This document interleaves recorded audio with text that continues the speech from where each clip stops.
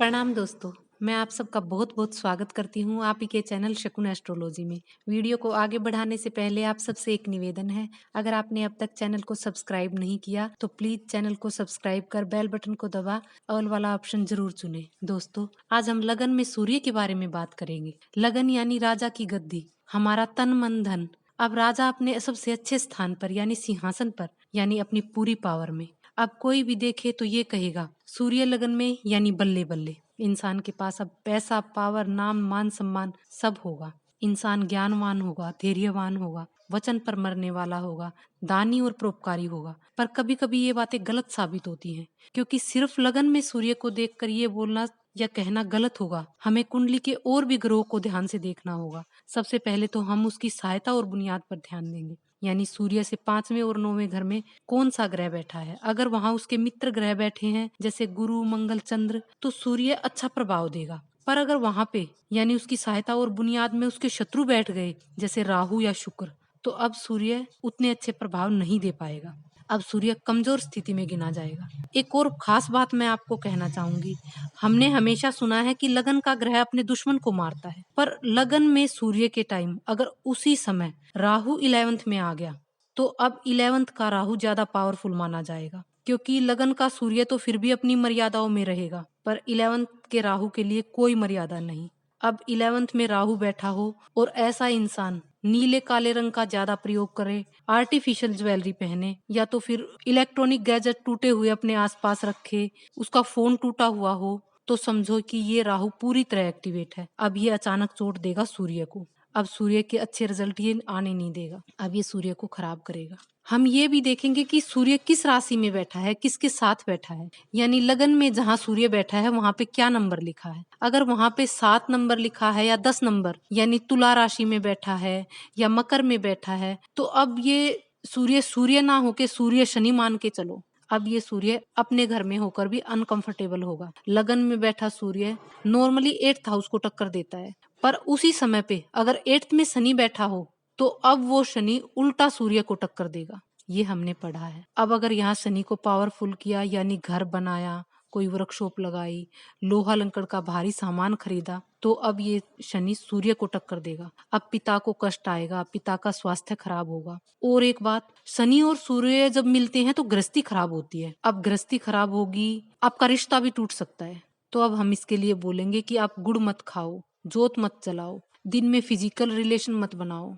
अब अगर आपने ये परहेज किए तो आपकी गृहस्थी ठीक रहेगी, आपका शुक्र ठीक रहेगा। अब लगन में सूर्य बैठा हो और उसकी बुनियाद और सहायता में भी अच्छे ग्रह बैठे हों, पर 7वां घर खाली हो, तो अब ये सूर्य सोया कहलाएगा। अब ये नेगेटिव प्रभाव देगा। अब उसकी गृहस्थी खराब मानो।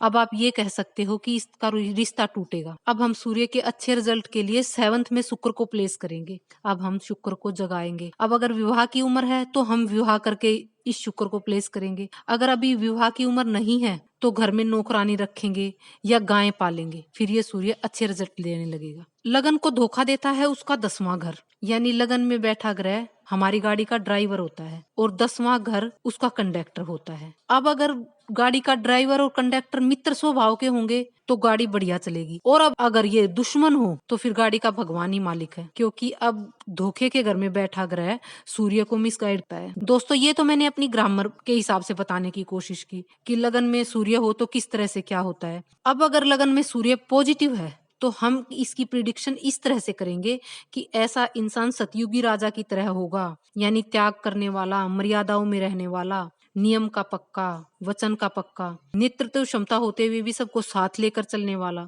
ऐसे इंसान को त्याग करते वक्त परेशानी नहीं होगी, बल्कि उसकी आंखों में चमक होगी, चेहरे पर नम्रता होगी। ऐसा इंसान सरकारी कामों में कामयाब देखा गया है, अपने पिता का नाम, मान, सम्मान बढ़ाता है, तरक्की करते वक्त सबको साथ लेके चलता है। सूर्य जब अच्छा होता है तो इंसान का 22वें या 23वें साल में करियर सेट हो जाता है, यानी कमाना शुरू कर देता है। अब अगर सूर्य लगन में है और आपको अच्छा फल नहीं मिल रहा, तो देखिए कहीं किसी ग्रह की दृष्टि या धोखे से ये खराब तो नहीं हो रहा, या फिर इंसान अपने ही कर्मों से इसे खराब कर रहा हो। अपने कर्मों से कैसे खराब करेगा भला? जैसे देर तक सोकर, स्वार्थी बनकर, सिर्फ अपने बारे में सोचे, अपने बड़ों की रीति रिवाज न माने, दया धर्म उसके स्वभाव में ना हो, पिता की इज्जत ना करता हो, तो अब ये सब आदतें सूर्य को खराब कर देंगी।